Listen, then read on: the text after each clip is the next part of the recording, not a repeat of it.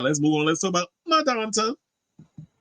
So congratulations to her because her album turned 30 years old, Bedtime Stories. Which shout out to Queer T because they put this story together. So for those of you who may not be aware, as you know, well, y'all probably are aware because you watched the show. I am a big Madonna fan. I'm a huge Madonna fan. She is someone like how some of y'all look at, Lady Gaga as being your little icon or whatever the case was. And so many of these other pop girls, Kylie Minogue and so many other divas, Beyonce. Madonna was the one that, growing up as a child of the 80s, who made me feel comfortable with being okay with being a homosexual in a world of people who kind of look down upon us as like, oh, we're out here giving people AIDS or we're going to hell or whatever the case was. She was the one that pushed the envelope in regards of like the hypocrisy of Catholicism, a religion that I was raised in. I was raised Roman Catholic. So when she was bringing out these things, but she was kind of shedding a light on the hypocrisies of organized religion, I definitely related to that. And the fact that she had a black Jesus in her Like a Prayer video, a lot of people still mad about that. But I'm like, with the description of what Jesus looked like, Leon is definitely a perfect interpretation of what a black Jesus should look like. But a lot of people want to run around here and act like, oh, you got hair, wool, and dark skin, but y'all want to make Jesus out here look like Maluma. So, with that being said, when she came up with Bedtime Stories, that was like the first album. I think I was like 13 when the album came out. So getting around to that was like the first album I ever bought with my allowance money. And I went to Tower Records in the city. It's funny how I remember exactly where I got it too. Went to Tower Records, the one big Tower Records that they had in Manhattan. For those of you who grew up in the New York and stuff in the 80s and 90s, y'all know that Tower Records. Went there and got it. And that was the first album that I was aware of Madonna's music, but that was the first album I bought. So it was like, we had Survival. Survival was my song. But then, we had Secret, and we had Human Nature. But my song was Don't Stop. And I wish that was a damn single. Get up on the dance floor. Everything is grooving. Get up on the dance floor. Got to see you moving. Let the rhythm shake you. Let the rhythm take you. Feel it in your body. Sing la-di-da-di. You know that damn song, too. But anyway, so I believe that was after the erotica era, and everybody was like, "Oh, her career is over," because she was up in here talking about sex and the sex book, and yeah, it was like I was too young for that era. I also wondered. I was so mad that I was too young that I couldn't even go. Where they have the erotica era? Didn't they do that at? Oh wait, no, it wasn't that. It was the Bedtime Story thing. I was so mad I was too young. I couldn't get up in what was it, Hammerstein, Roseland, one of them damn places. Oh, it was it was Jesus.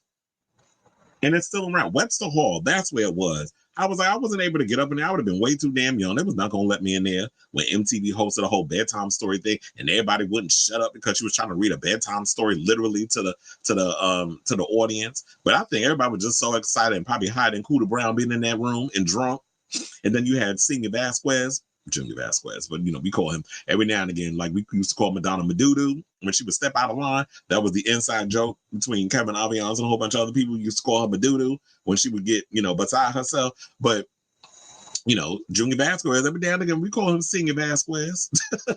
So Madonna, so basically according to the article, it said he was the DJ. Not according to the article, but Junior Vasquez was the DJ that night. And I kind of want them to rekindle their situation, but let's get into the article. So they basically was saying that Madonna's career has been defined by many provocative twists and turns, but in 1994, the question on everyone's mind was, had the Queen of Pop finally gone too far? Now, following the backlash of her erotica album, The Sex Book, and an expletive-laden interview on The Late Show with David Letterman, the singer found herself facing an unprecedented amount of negative criticism. But Madonna doesn't just survive, she reinvents. Now released 30 years ago on October 25th, 1994. Yeah, because I'm a September child, so I forgot that came out in October. Bedtime Stories marked a dramatic shift in both sound and Image, collaborating with heavyweights like Babyface, Dallas Austin, Dave Jam Hall, and Nellie Hooper, who, Nellie Hooper did Bedtime Story, which was written by Bjork. Madonna leaned into the sounds dominating 90s radio, New Jack Swing, R&B, and even a touch of trip hop. The result, a record that redefined her career, offering a melodic bomb to the sting of erotica's backlash. Tapping into lush, dreamier electronic soundscapes, Madonna crafted an album that balanced sensuality, vulnerability, and romance. It was both a response to the criticism of her past and a sonic leap toward her future. I also think because she did a touch of the trip hop, especially working with Bjork and Nellie Hooper, I also believe that Bedtime Stories in so many ways was the prelude to Ray of Light. Because I think, if I can remember off the top of my head, after Bedtime Stories came Ray of Light. And that was a couple of years because, she did Evita, then she got pregnant, then she did there was the greatest hits. And so it was a bunch of other things that took place around that time. But we didn't get the proper album years later. And remember when she came out with Secret, that was when people assumed she was pregnant.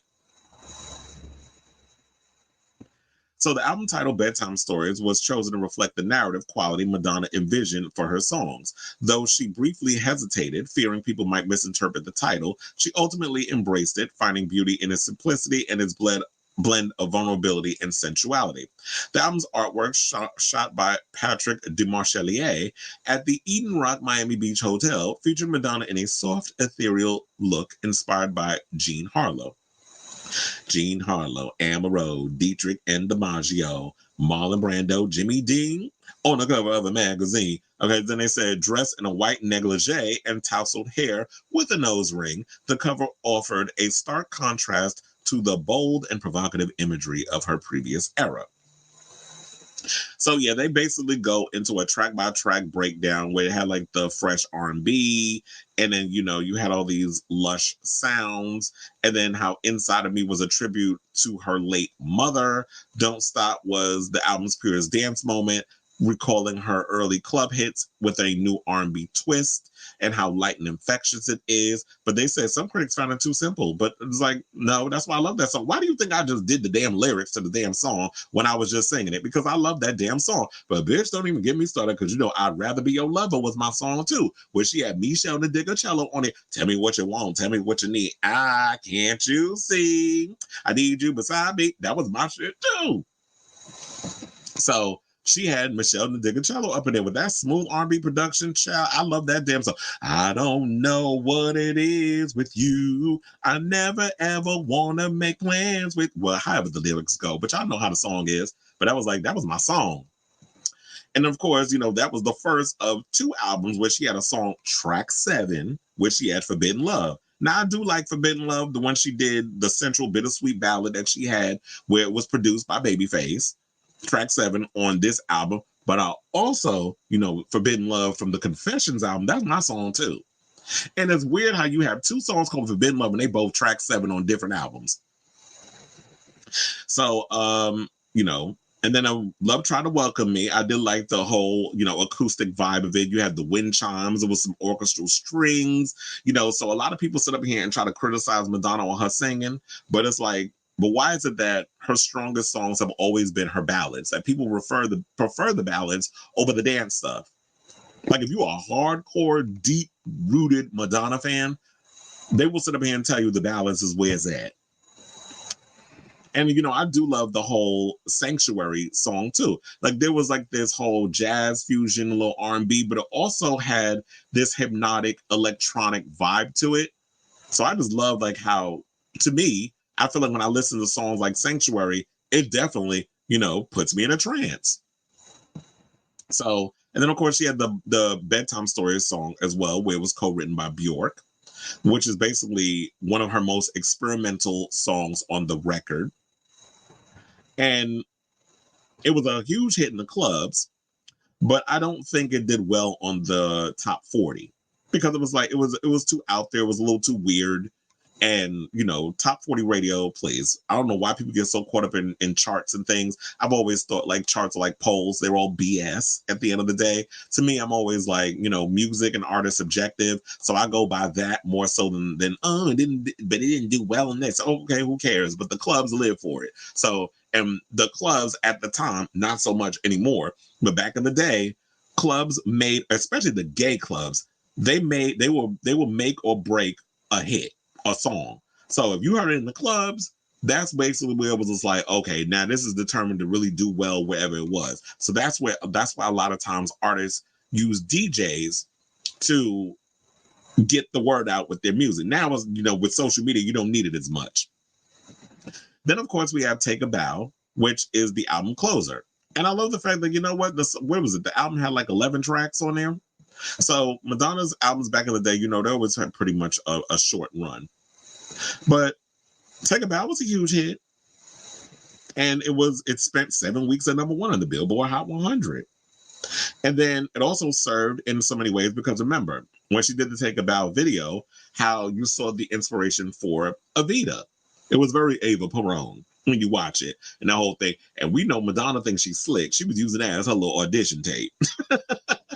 So I was like, I want that part. I want to be Ava Perón.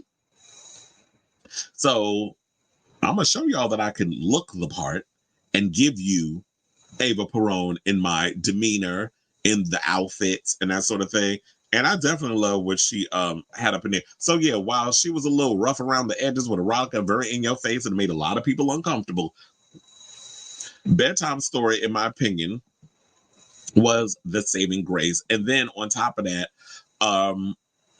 years later, she went off and did Evita. She did the soundtrack, not Ava Perón. She played Ava Perón. But what's her name from Agatha All Along? Patti LuPone is out here feeling how she feel about her and throwing her little shade at Madonna. But look, she got to play the part. Don't be mad. You up doing what you doing. She up here doing what she doing. So what I would have really loved to have happened is that during that era, we would have gotten Madonna to tour that album. But it didn't happen because, she went off and did Evita in 96. She also, had a lot of things going on, but she did do the promotional thing behind it where she had her little pajama party at Webster Hall. And then she did a couple of live appearances. She did she performed Take a Bow at the American Music Awards. She also performed Bedtime Story at the 1995 Brit Awards, where she had that fan with that horrible, weave in her head, and the hair was basically the star of the show. But she had the white gown on, and she had the waist length extensions, and then it was kind of given like this: I'm floating and traveling. As the lyrics goes. I'm traveling in the arms of unconsciousness. So I think she was just trying to give that whole vibe. However, the lighting was a little too bright, and then the wind machine was doing a little too much, and the hair, couldn't handle it. So it was looking a little mess. But for the most part, the performance is still memorable. People still talking about it, and people are still talking about this record. But I just hate sometimes because I'm like, damn, I feel so old with this whole situation about, whenever we mention a Madonna album and it's like, oh, this album's turning 30, this album's turning 40, this album's turning 18, this album's turning 25. I'm like, God damn. It just goes to show. But you know what? I'm glad I grew up in the time that I grew up in because I get to appreciate the past, the present, and whatever comes in the future. So I say all this to say, what do y'all think of this story? Are you excited that, do you have any stories or any memories in regarding this whole Madonna Bedtime Story situation? And where were you at the time when you bought this record? Whatever your thoughts are on this era, let me know in the comments down below.